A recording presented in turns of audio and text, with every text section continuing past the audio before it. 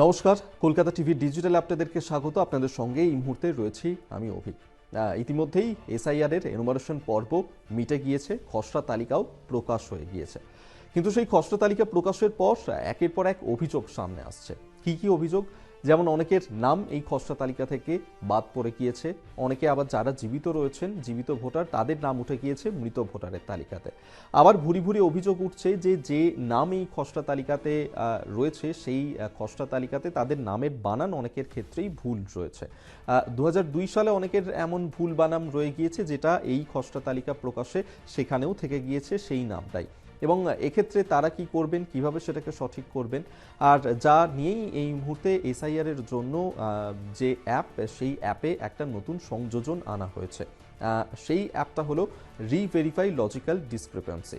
এবং সেখানেই গিয়ে এই যে ভুল নামের বানান ভুল সেটা ঠিক করতে পারবেন। এবং ভোটকর্মী থেকে শুরু করে বিএলও ঐক্যমঞ্চ তারা বারবার অভিযোগ করছেন যে একাধিক এই যে নামের তালিকা ভুল আসছে, যেক্ষেত্রে যাদের নাম 2002-এ যে নাম থেকে গিয়েছিল সেই নামগুলো এখানেও একই রকম রয়ে গিয়েছে। এবং যারা নতুন সংযোজন হয়েছেন এই ভোটার তালিকাতে তারাও অনেক ক্ষেত্রে এই ভুল বানান সেখানে খসড়া তালিকাতে উঠে গিয়েছে। এবং সেক্ষেত্রে এই যে রিভেরিফাই করা, এই কাজটা করবে বিএলওরা। তারা দেখবে 2002-এর যে ভোটার লিস্ট এবং সেখানে যে ভুলটা রয়েছে সেটাকে তারা সংশোধন করবে এবং সেটাকে আন্ডারটেকিং করে এই যে বিএলও অ্যাপ, সেই বিএলও অ্যাপের এই যে নতুন সংযোজন রিভেরিফাই লজিক্যাল ডিসক্রিপেন্সি, সেখানে গিয়ে তারা এটাকে আন্ডারটেকিং করবেন। এক্ষেত্রে তাহলে সম্পূর্ণভাবে এই যে নামের বানান ভুল যাদের রয়েছে তারা সংশোধন করতে পারবেন। কিন্তু তারপরেও একাধিক প্রশ্ন উঠছে যে যাদের নাম ধরুন সেক্ষেত্রে এই এসআইআর এর তালিকাতে নেই, খসড়া তালিকাতে নেই, তাদেরকে কবে ডাকা হবে এবং তারা কি করবেন, তারা কি এই এসআইআর এর খসড়া তালিকাতে নিজেদের নাম ওঠাতে পারবেন এবং হিয়ারিং পর্বই বা কবে শুরু হবে? যেমনটা জানা যাচ্ছে যে এই হিয়ারিং পর্ব শুরু হবে ডিসেম্বর মাসের শেষের দিকেই।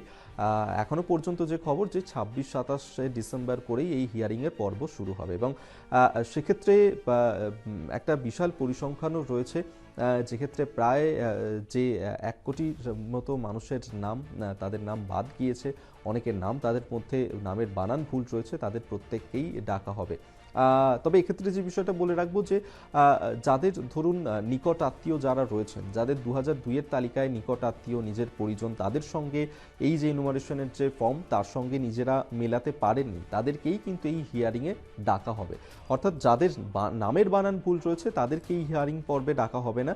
যারা 2002-এর তালিকাতে নিজেদের যে আত্মীয় স্বজন রয়েছেন তাদের সঙ্গে এই পরিসংখ্যানটা মেলাতে পারেননি, তাদেরকেই মূলত এই হিয়ারিংয়ে ডাকা হবে এবং সেখানেই যে 11টা নথির কথা বলা হচ্ছে সেই 11টা নথির মধ্যে যে কোনো একটা নথি তাদেরকে হিয়ারিং পর্বে দেখাতে হবে। তাহলেই তারপরেই ঝাড়াই বাছাই পর্ব যেটা শুরু হচ্ছে এবং সেই চূড়ান্ত ঝাড়াই বাছাই পর্ব তারপর শুরু হবে এবং তারপরেই 14ই ফেব্রুয়ারি আগামী বছরে সেই দিন এই চূড়ান্ত খসড়া তালিকা প্রকাশ হবে। তাই যারা ভাবছেন যে হিয়ারিং কবে হবে, আপনাকে ডাকা হবে কিনা, তারা তো জানতেই পারলেন। এবং যারা দেখেছেন যে নিজেদের নামের বানান ভুল রয়েছে তারা চটপট বিএলওর সঙ্গেও যোগাযোগ করতে পারেন এবং সেখানে গিয়ে এই যে বিএলও অ্যাপে নতুন সংযোজন সেটাতে গিয়েও দেখে নিতে পারেন যে আপনাদের নামের বানান ঠিক করা হলো নাকি হলো না। এখানেই শেষ করছি, দেখতে থাকুন কলকাতা টিভি ডিজিটাল।